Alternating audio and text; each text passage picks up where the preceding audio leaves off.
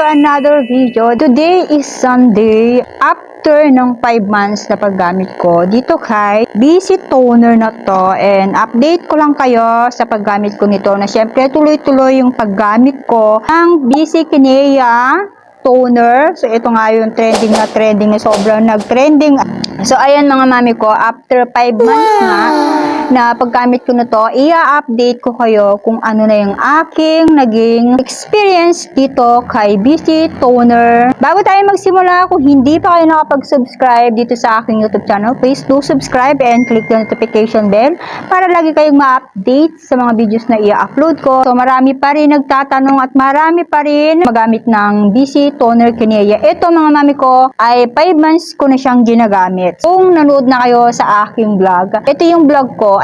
Konti pa lang yan. Hanggang dito pa lang siya. Paano siya gamitin? Ginagamit ko to umaga at saka gabi. Pwede rin naman, gabi lang kayo gumamit ng toner na to. Pero ako, minsan, hindi ko ginagamit sa umaga. Puro gabi lang, ganyan. Bago nyo pala gamitin to para mas maganda at effective sa mukha ninyo, gaganunin siya. Aalog-alugin nyo muna siya. At kung meron kayo nakikitang mga lumulutang-lutang na yan, hindi yan dumi, dinagdagan ko lang yan ng gloves dahil pampawala daw ito sa pekas.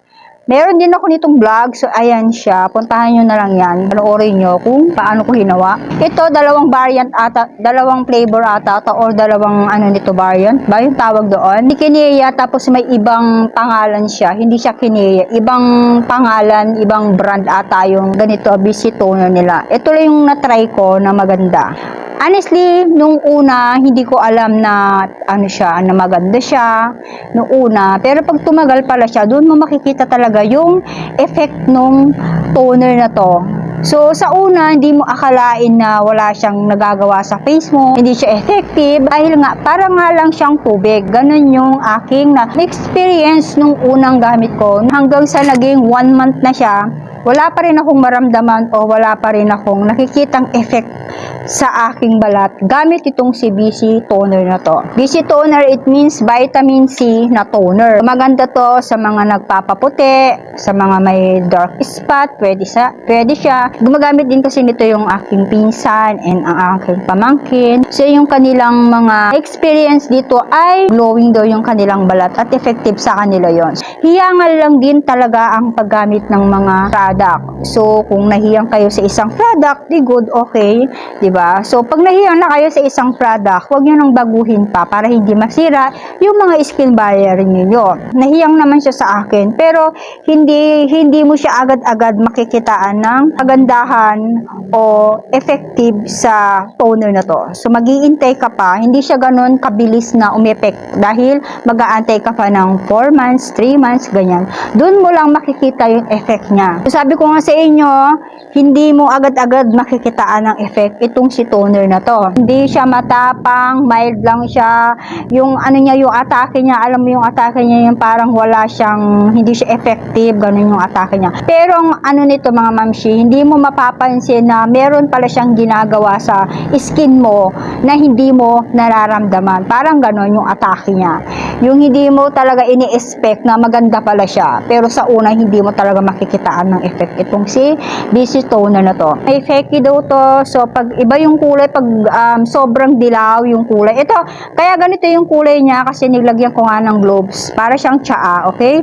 So, ito, hindi ito fake. Tapos, kailangan ganituhin mo siya. Pag bumula yan ng matagal at hanggang mamaya pa nandyan pa rin yung bula niya, original daw yun. O, mga nagtatanong sa akin kung nakakatanggal siya ng pagbe-breakout, hindi ko alam. Depende yan sa skin mo kung mahihiyang ka dito kay Kinea. Pero ang alam ko kasi dito, nakaka-glow siya ng balat, tapos nakakapag-brighten siya ng balat, nakakaputi siya ng balat. Na-experience ko kay BC Toner, nakakakinis naman siya talaga ng face. Lalo na pag siguro pag nahiyang sa face mo, itong toner na to, maganda yung effect niya.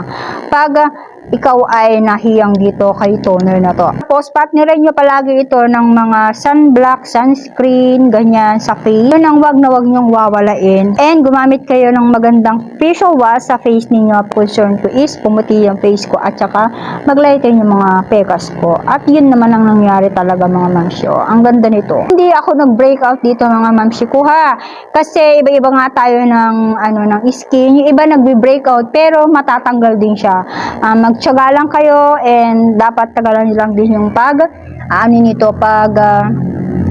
gamit. Minsan kasi 'di ba may mga iba pa tayong mga ginagamit like yung mga ginagamit nyo kunwaring pang sabon sa mukha, cream or sunblock. Yan, minsan kasi pag gumagamit tayo ng gano'n, minsan yung mga product na ibang ginagamit natin, yun ang hindi nahihiyang sa atin, tapos sasabayan mo pa ng gato, baka akala nyo, yun na yung nagpa-breakout sa inyo, baka may iba pa kayong mga product na ginagamit na nagpapa-breakout talaga sa face nyo, nagkakaroon kayo ng mga pimples, maliliit na pimples, ganyan. Pero itong CBC toner mga mamshi, hindi naman ako nagka-breakout ng malala dito, siguro minsan lang siya, mga 2-3 ganyan, pero natanggal din siya. So, yun. So, yun lang mga mami ko yung aking update dito kay BC Toner. Ito, itry nyo to. Napakamura nito mga mamshi ko. So, hindi siya nakakaano ng mukha, hindi siya nagbabakbak dahil hindi nga naman siya matapang. At ito ay nakaka-glowing skin pa siya pagka nahiyang-hiyang sa face nyo at nakakaputi siya ng face. So, yun lang mga mami ko ang update ko dito kay BC Toner. Thank you for watching!